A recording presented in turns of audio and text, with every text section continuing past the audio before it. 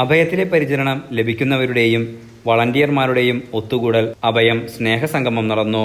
രോഗത്തിന്റെ തീവ്രത കുറഞ്ഞവരെ വീടുകളിലെ മുറികളിൽ നിന്ന് കുറച്ചു സമയത്തേക്കെങ്കിലും മോചിപ്പിക്കുക എന്നതായിരുന്നു ലക്ഷ്യം.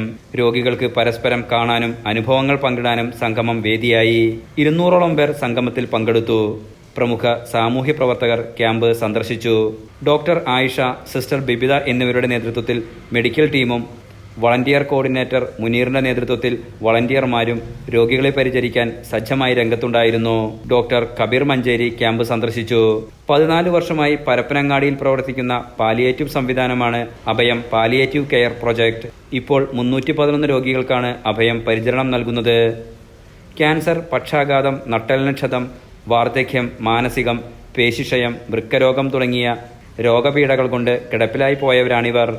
രോഗികളുടെ വീടുകളിലെത്തിയാണ് പാലിയേറ്റീവ് പരിചരണം നൽകുന്നത്.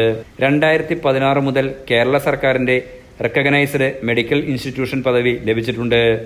അതിനാൽ ക്യാൻസർ രോഗികൾക്ക് ആവശ്യമായ വേദനസംഹാരിയായ മോർഫിൻ സംഭരിക്കാനും വിതരണം ചെയ്യാനുമുള്ള ലൈസൻസ് ഉണ്ട്.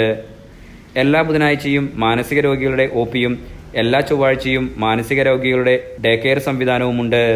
സർക്കാർ സഹായങ്ങൾ ഒന്നും ലഭിക്കാത്ത അഭയം പ്രവർത്തിക്കുന്നത് നല്ലവരായ നാട്ടുകാരുടെ സഹായം കൊണ്ടാണ്.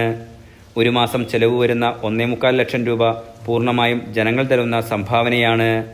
കൂടാതെ സുമനസുകൾ നൽകുന്ന ഭക്ഷണ കിറ്റുകളും സാധന സാമഗ്രികളും രോഗികൾക്ക് എത്തിച്ചു നൽകുന്നു. ഡോക്ടറുടെ സേവനം ആഴ്ചയിൽ 1 ദിവസം നൽകുന്നുമുണ്ട്. Enlight news, Malappuram.